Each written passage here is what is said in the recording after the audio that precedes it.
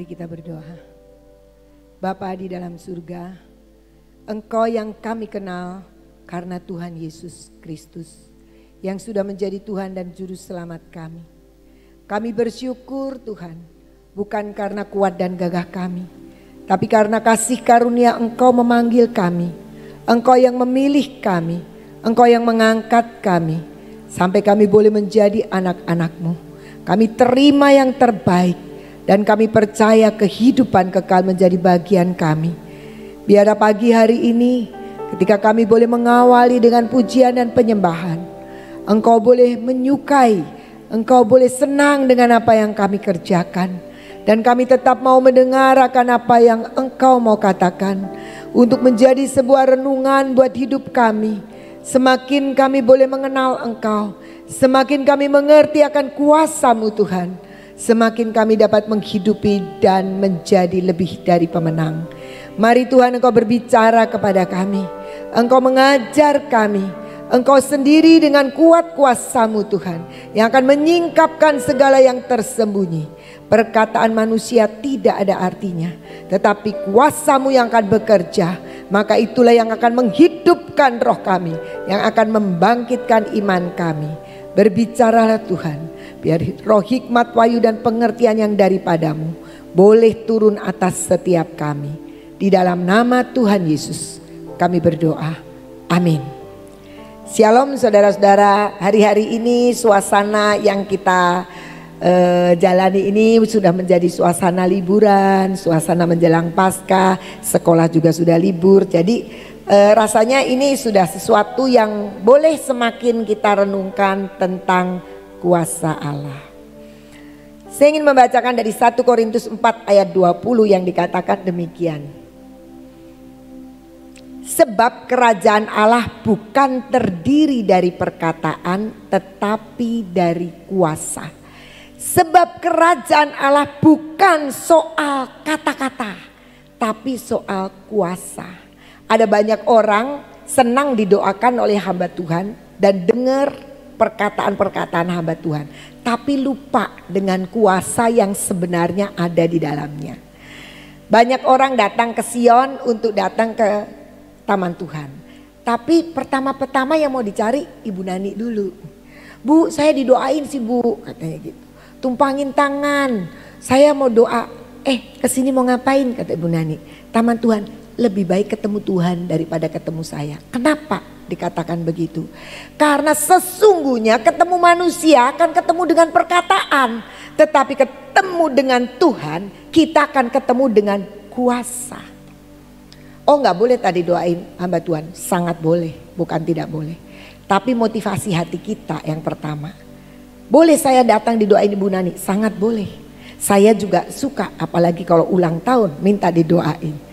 Tetapi yang kita tangkap bukan perkataan manusia, tapi kuasa yang ada di dalamnya itu.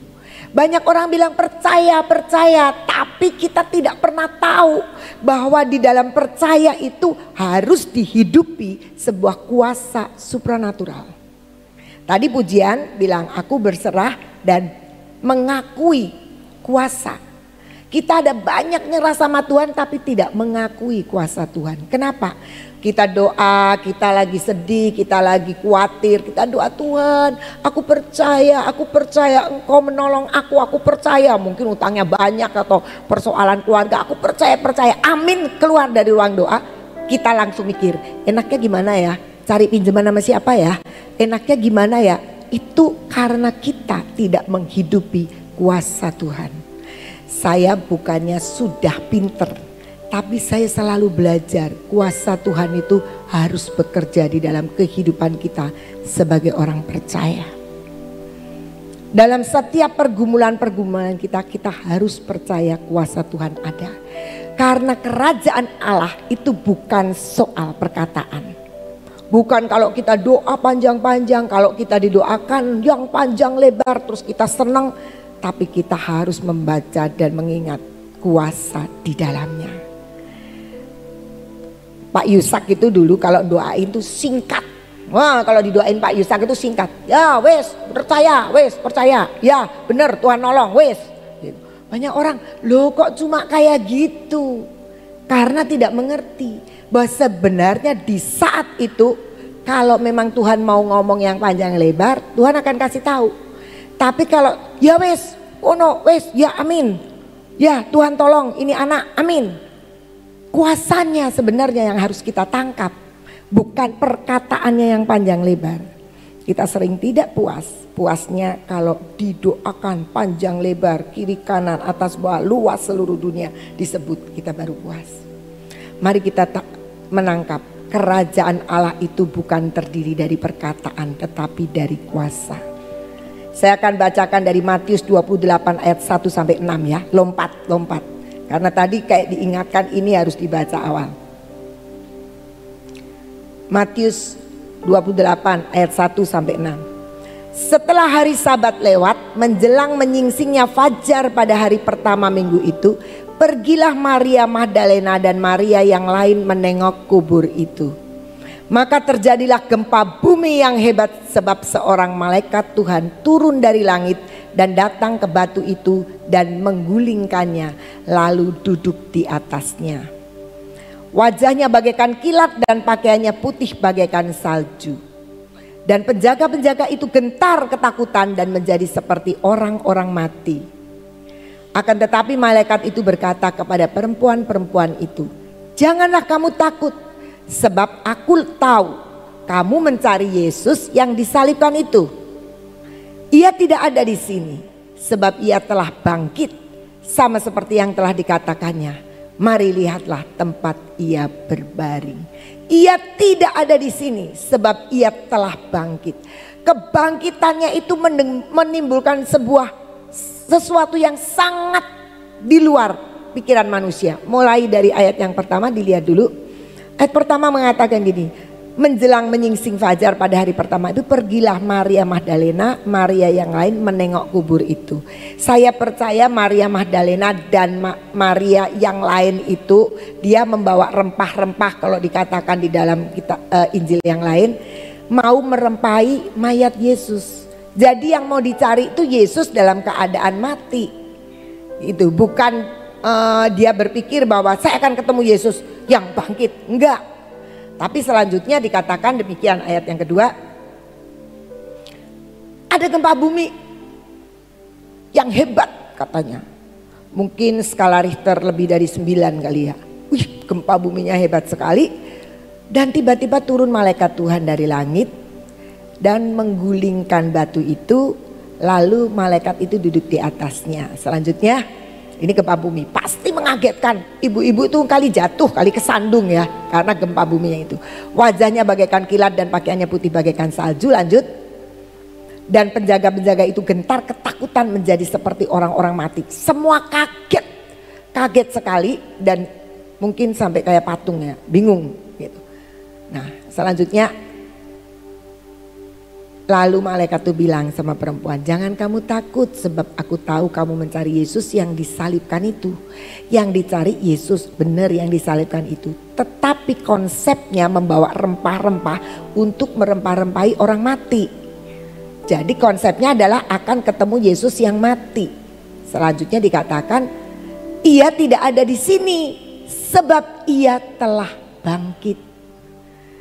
Gak masuk akal. Siapa yang mengerjakan kebangkitan itu? Kuasa. Kuasa yang menjadikan Yesus itu bangkit. Di dalam ayat yang lain dikatakan bahwa aku mengambil nyawaku sendiri. Aku memberikan, kata Tuhan, menyerahkan. Kemudian aku mengambil sehingga Yesus itu hidup. Sesuatu yang sangat sulit untuk dimengerti, tetapi itulah kuasa. Kuasa itu sesuatu yang dikerjakan oleh pribadi Allah yang tidak mungkin bisa dikerjakan kita.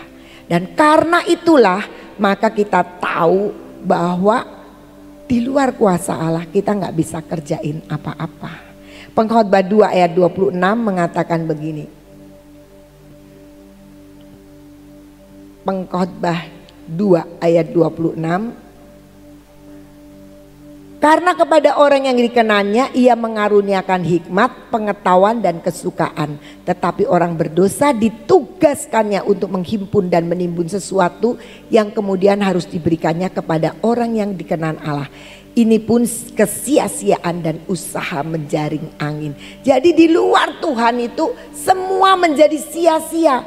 Kalau Tuhan berkenan, Tuhan baru karuniakan hikmat, pengetahuan dan kesukaan. Malah bagi orang-orang yang tidak percaya, dia itu disuruh nyari, ngumpulin, nanti kemudian akan menjadi bagiannya orang benar. Seperti usaha menjaring angin. Kita percaya bahwa di sini tuh nggak ada orang yang bisa jaring angin. Biarpun pakai terpal yang tebel itu tetap angin tuh nggak bisa kejaring. Jadi usaha sia-sia kalau kita tidak hidup kekristenan kita, tidak hidup dalam kuasa Allah. Jadi kita tahu bahwa kuasa Allah itu harus mengisi perjalanan hidup kita. Karena kerajaan Allah bukan soal perkataan, tapi soal kuasa. Dan itu yang seringkali kita lupakan. Yohanes 15 ayat 5b dikatakan,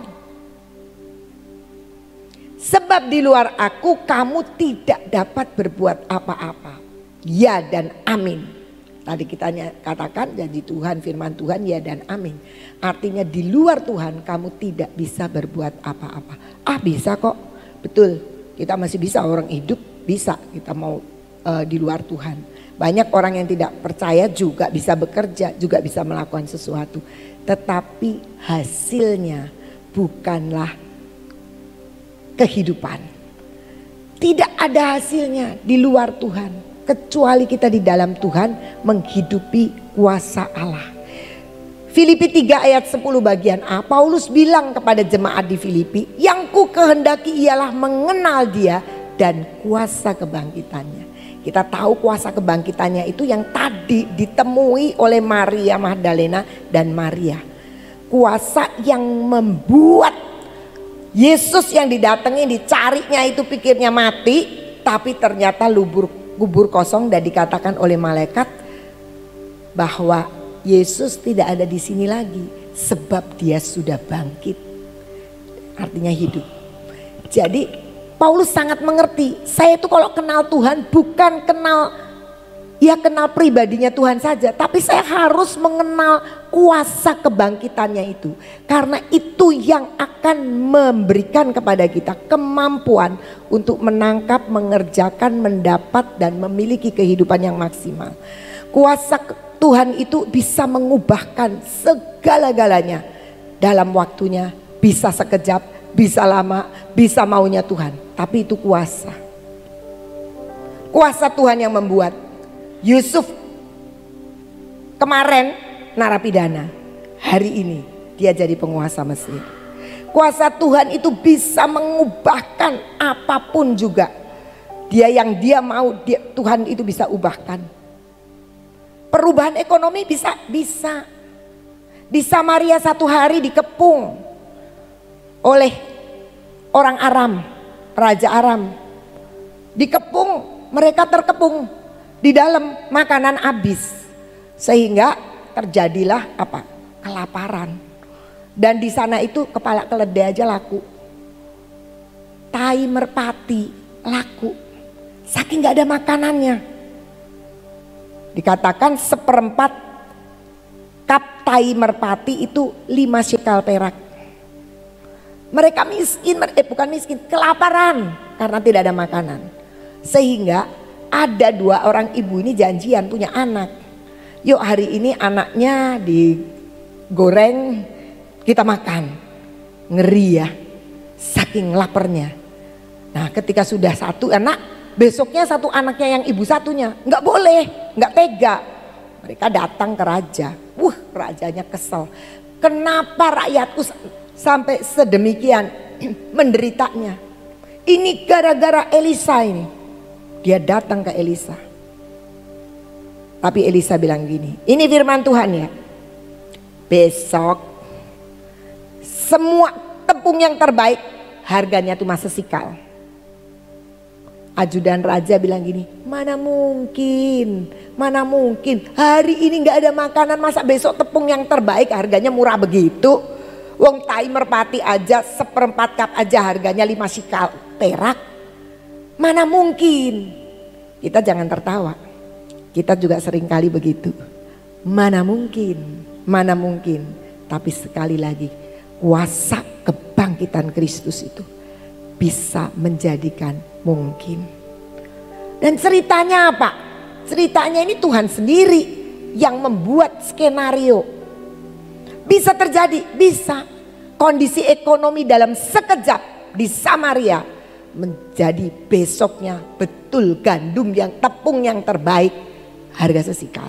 Jadi murah banget. Kok bisa? Itulah kuasa Tuhan. Kita yang tidak mungkin, yang paling tidak mungkin, bayangkan. Jika kuasa Tuhan bekerja di situ, jadi sesuatu gampang dan simpel.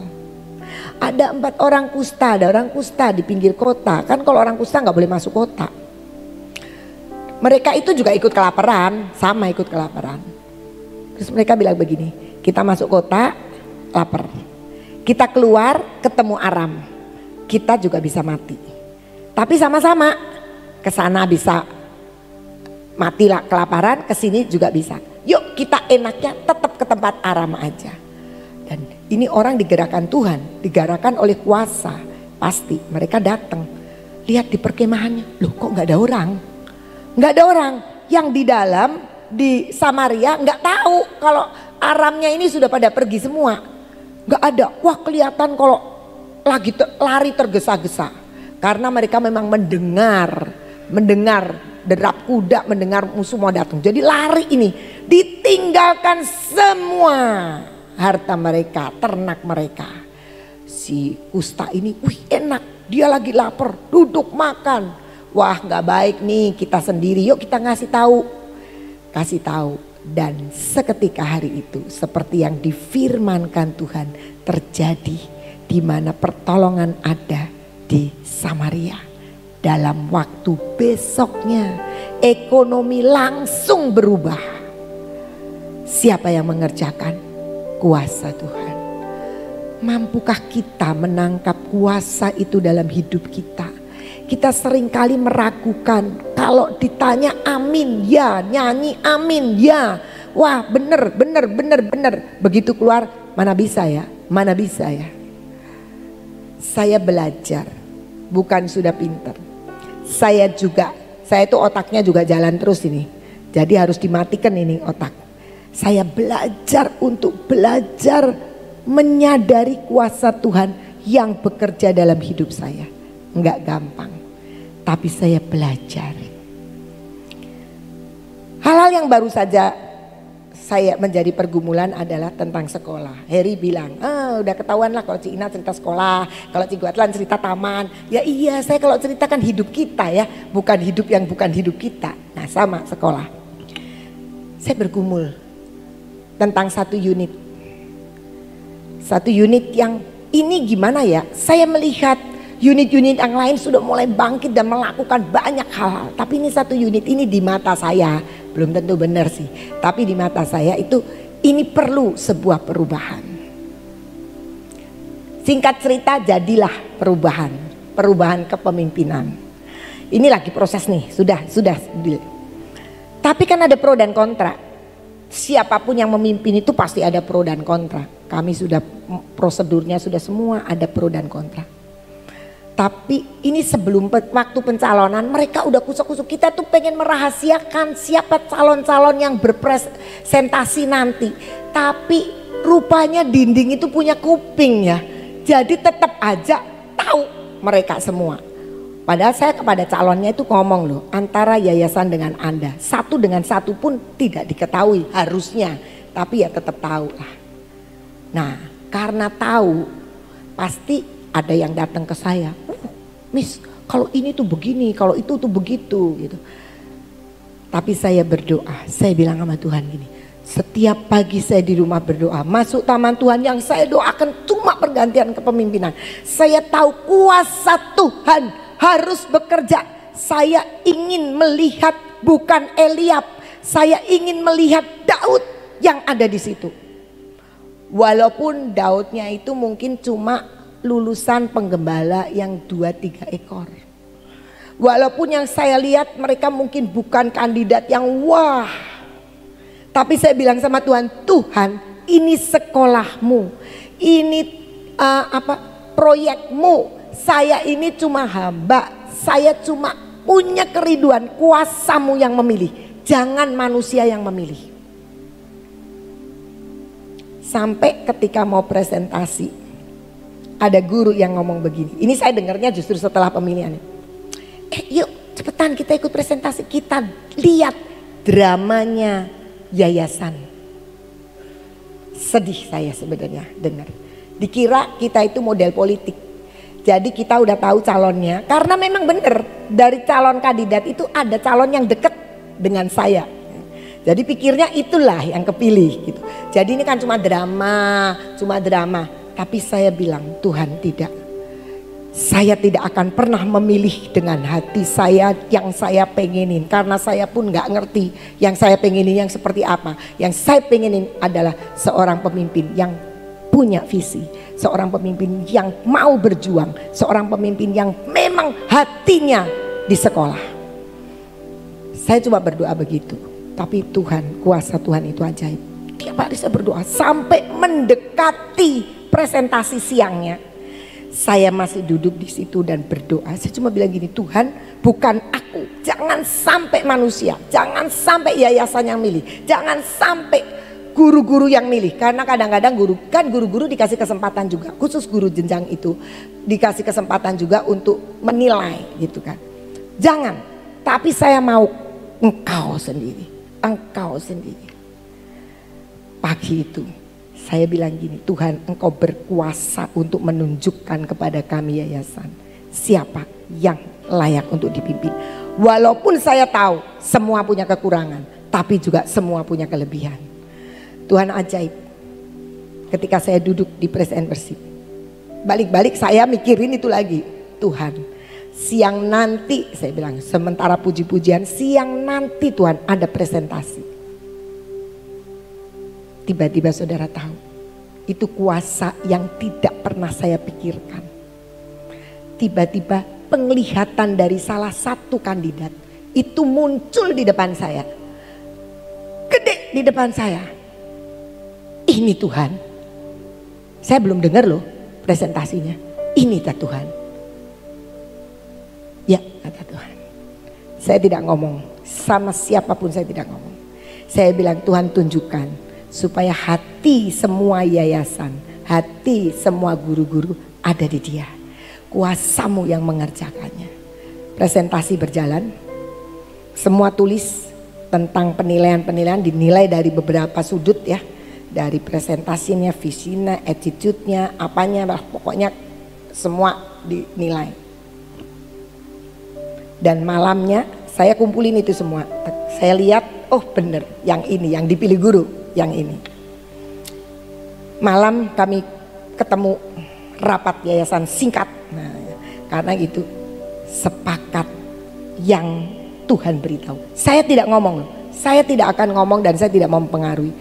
Hanya saya mau kuasa Tuhan bekerja di dalam setiap orang. Perfect. Mungkin orang itu tidak punya banyak kelemahan, tapi saya percaya pilihan Tuhan. Daud pun tidak sempurna, tetapi Tuhan terus mengerjakannya dan saya percaya itu. Mari kita belajar di dalam setiap apapun yang kita hadapi, entah ekonomi, entah keluarga, entah apa.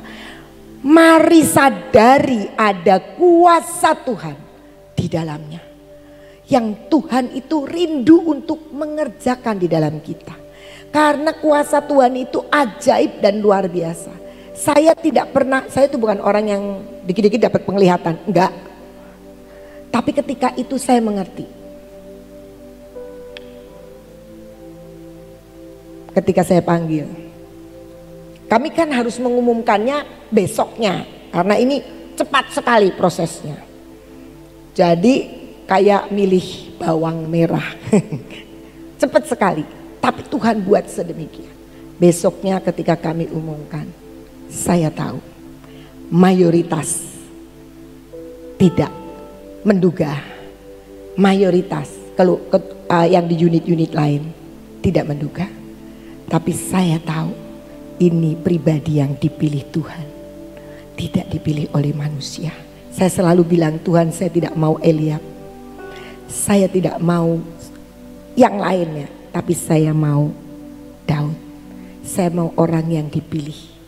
Walaupun mungkin secara kasat mata dia punya kekurangan, tapi ajaibnya ketika saya simak, saya tetap simak. Walaupun saya dapat penglihatan, saya tetap simak. Yang pertama kandidat lain, saya tetap simak.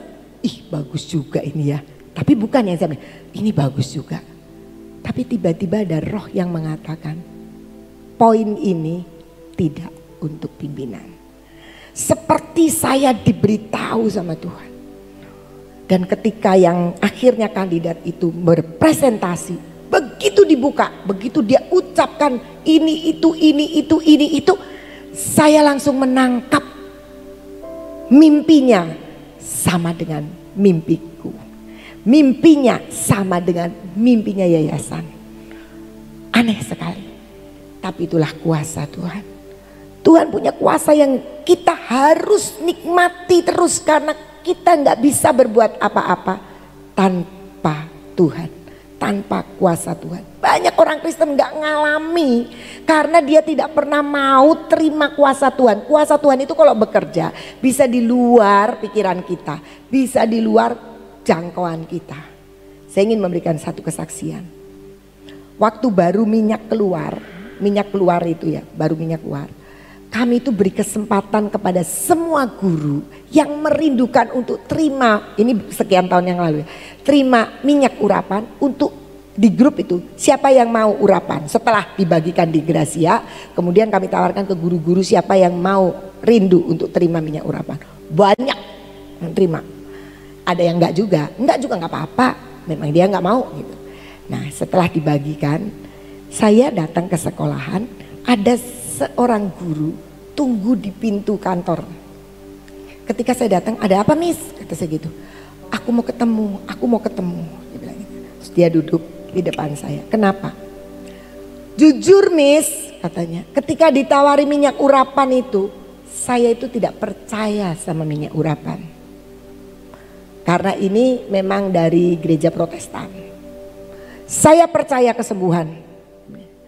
Saya percaya mujizat-mujizat, tapi saya tidak percaya masalah minyak urapan keluar. Tapi saya itu malu, guru-guru yang lain pada terima, masa nanti ditanyain, kenapa kamu nggak minta, katanya gitu. Jadi saya nggak enak, jadi saya mau. Tapi sebenarnya Kak, saya tidak percaya. Saya bilang, Miss, tidak percaya nggak apa-apa. Saya tidak memaksa Miss untuk percaya, kembalikan aja nggak apa-apa. Iya Miss, sebab saya tidak pernah dengar dan saya tidak pernah bisa menangkap itu. Oh nggak apa-apa Miss, saya doakan ya. Tapi di Alkitab mah ada, kata saya. Masa ada sih? Ada. Itu minyak janda itu cuma sebuli-buli kecil bisa dijual banyak. Langsung dia melongo. Oh gitu ya Miss? Iya. Wah kalau begitu aku harus percaya ya, dia bilang gitu. Iya boleh. Jadi mau dibalikin nggak? Enggak lah Miss, enggak. Dia kantongin, dia keluar. Dia keluar, enggak lama, entah bagaimana dia datang dengan menangis ke saya. Kenapa Miss? Menangis. Aduh Tuhan rupanya nggak berkenan sama saya. Saya mau bertobat. Sungguh Miss, saya mau percaya bahwa ada kuasa Tuhan. Kenapa? Ini minyaknya tumpah. Dikantongin saudara-saudara, minyaknya tumpah. Dia nggak sadar tumpah. Cuma bau badannya wangi sekali. Jadi teman-temannya pada bilang, kamu kok wangi sih? Wangi? Iya kamu tuh wangi sekali. Terus dia pegang-pegang, iya minyaknya tumpah. Dia lari ke saya, dia bilang gini, aku benar-benar bertobat loh Miss. Aku tuh dari tadi sudah ngomong percaya. Tapi kenapa sekarang jadi Tuhan gak berkenan. Minyakku jadi kosong, botolnya kosong karena tumpah. Tapi aku sekarang percaya. Dan saya bilang, oke, mau minta lagi nanti dikasih. Tapi belajarlah. Kalau bisa Percaya itu nggak harus dibuktikan. Rugi loh Miss, untung cuma minyak yang itu. Kalau yang hilang yang lain, minyak masih dikasih. Belajar untuk tahu kuasa Tuhan itu tidak terbatas. Jangan bilang, di Alkitab nggak ada. Lah ya kan tidak. Yohanes bilang, Tuhan itu melakukan lebih dari yang bisa ditulis. Sebenarnya itu lebih dari itu. Tapi kita harus percaya bahwa kuasa Tuhan itu tidak terbatas. Jadi bisa mengadakan apa yang tidak ada dan menjadi ada. Tuhan bilang apa yang kamu lihat, apa yang kamu dengar, kamu tuh tidak akan mendapatkan lebih dari yang kamu lihat, yang kamu dengar, yang timbul dalam hati manusia. Tuhan akan sediakan bagi orang yang percaya, yang mengasihi Dia. Jadi jangan dibatesin. Kalau dulu sekolah minggu ngajarin begini, sampai tua kita maunya yang seperti guru sekolah minggu ngomong. Kemarin kan Sofi bilang surprise itu bisa sesuatu yang memang membuat kita terkejut, membuat kita kaget, membuat kita tidak mengerti. Tetapi seringkali kita nggak mau mengupdate diri, versinya tetap yang kuno saja, nggak diupdate. Dengan Tuhan kita harus percaya Tuhan itu modern banget. Tuhan itu selalu mau baru, selalu sesuatu yang baru yang Tuhan kerjakan. Alkitab loh yang ngomong, Dia membuat segala sesuatu baru. Kalau namanya baru itu nggak pernah ada, Tuhan bisa lakukan. Mari di Paskah ini kita mulai menyadari Tuhan bangkit. Yesus nggak ada lagi di sini karena Dia sudah bangkit. Dan kita seperti Paulus mengatakan, aku pengen mengenal Dia dengan kuasa kebangkitannya yang ajaib. Kisah Rasul 13 ayat 41. Ingatlah hai kamu penghina-penghina, tercenganglah dan lenyaplah, sebab aku melakukan suatu pekerjaan dalam zamanmu. Jadi kita tuh suka ngece Tuhan, ya aku nggak sadar ya, tapi ya mana bisa, mana mungkin ngece Tuhan loh itu. Aku akan lakukan suatu pekerjaan dalam zamanmu. Zamannya siapa itu? Ya kita ini sekarang juga. Suatu pekerjaan yang tidak akan kamu percayai jika diceritakan kepadamu. Makanya kalau saya cerita gini, mungkin saudara-saudara ada yang gini, masa begitu? Iya tah.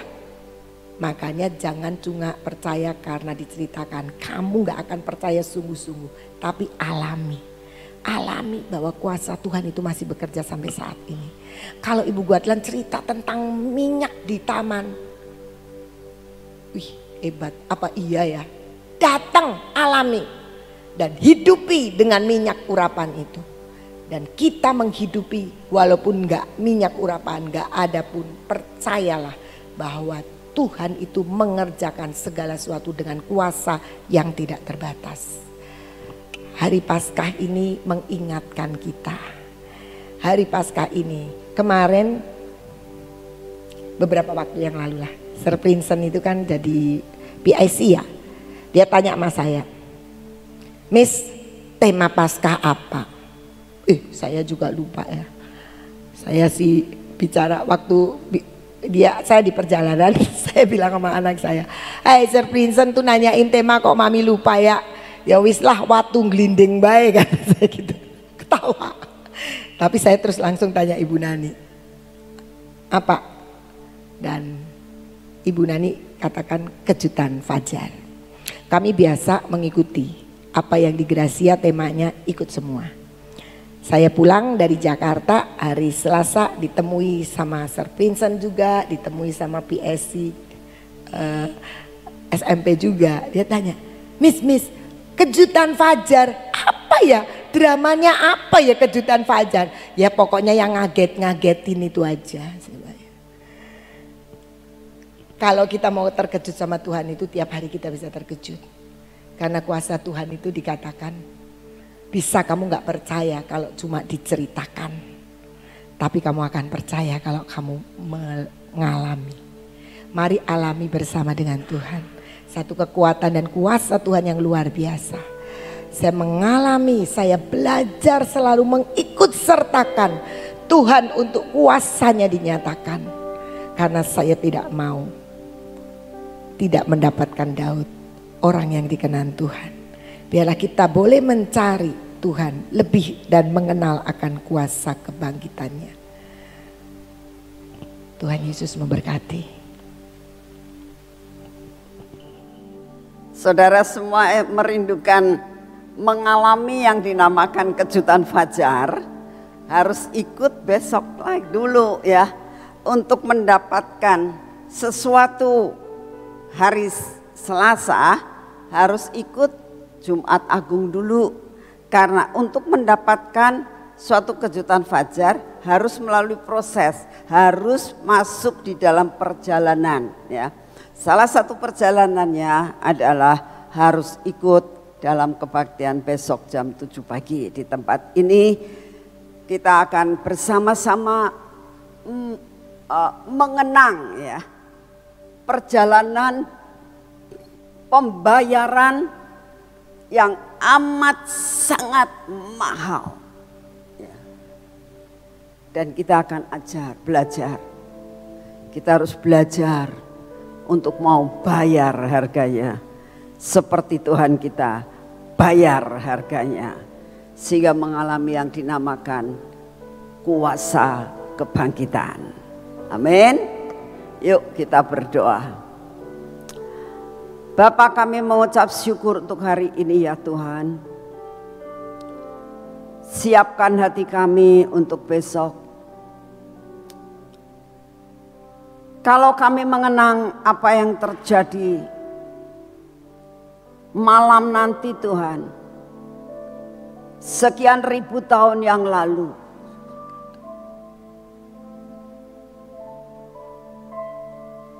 adalah suatu keputusan yang Kau ambil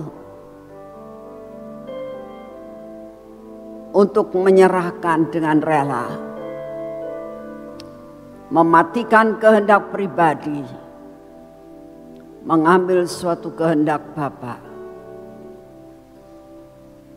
berani mengambil sesuatu harga yang sangat mahal demi mendapatkan kuasa kebangkitan.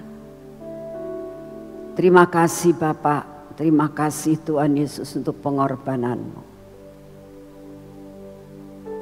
Saat ini kami datang di hadapan-Mu ya Bapak. Bawa kami masuk dalam rencana-Mu yang mulia.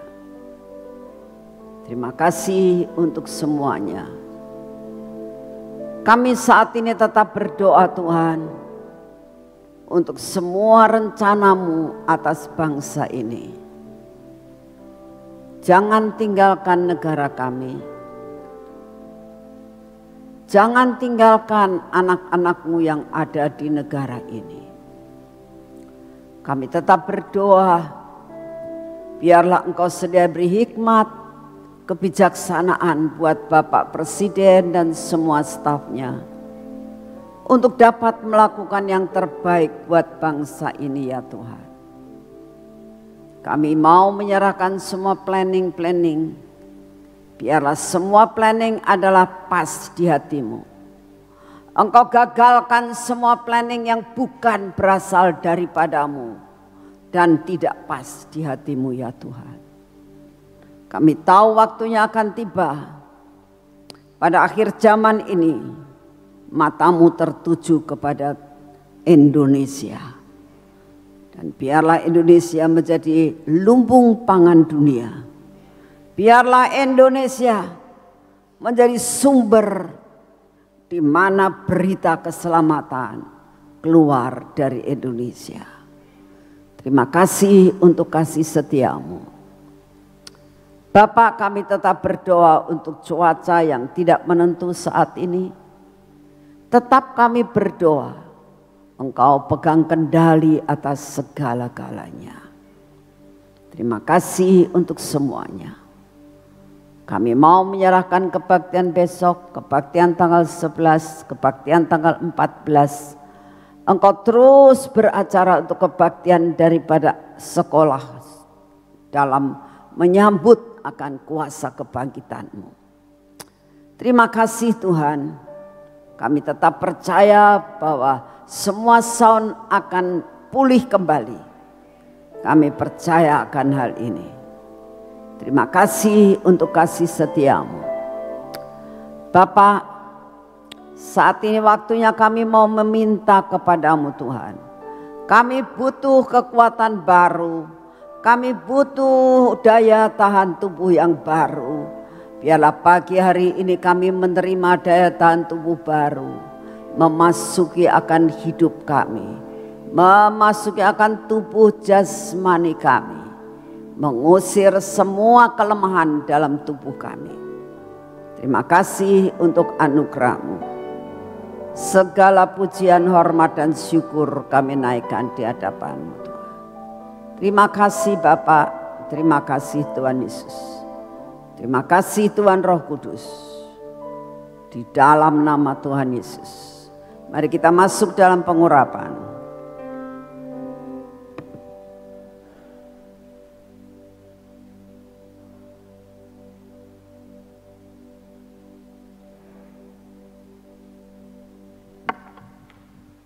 Dalam nama Tuhan Yesus, kami percaya kuasa kebangkitan-Mu. Kami percaya akan mujizat-Mu. Biarlah pengurapan ini memasuki akan seluruh hidup kami. Memasuki mata kami, telinga kami Tuhan. Bibir, mulut kami dan hati kami Tuhan. Engkau cengkeram dengan pengurapan ini Tuhan. Dan biarlah semua yang tidak baik dalam hidup kami Engkau hancurkan. Bapak, berkati tangan kami. Karena sampai dengan hari ini kami tetap mau bekerja dengan semua talenta yang Kau berikan buat kami. Kau berkati kaki kami Tuhan. Supaya dalam perjalanan hari ini kami tahu kami berjalan bersama-Mu. Kami bekerja bersama-Mu. Dan kami percaya semua anugerah dan berkat yang Kau sediakan buat kami akan terima dengan utuh hari ini. Terima kasih Bapak, di dalam nama Tuhan Yesus. Amin. Selamat pagi, Tuhan memberkati saudara semuanya.